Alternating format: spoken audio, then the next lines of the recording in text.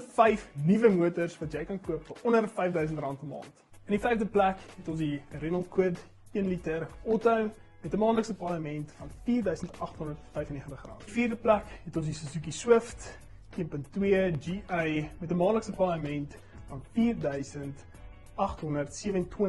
In die 3de plek het ons die Suzuki Desire 1.2 GL per maandelikse paaiement van R4,783.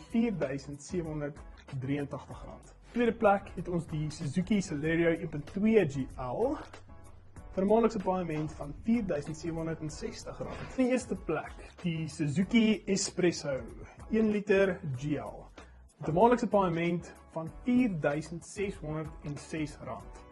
Het is belangrik om te weet dat hierdie paaiement uitgewerk is op 'n 5 jaar termyn met 'n rentekoers van 11,75% sonder 'n deposito en sonder 'n balloon payment, geen extras.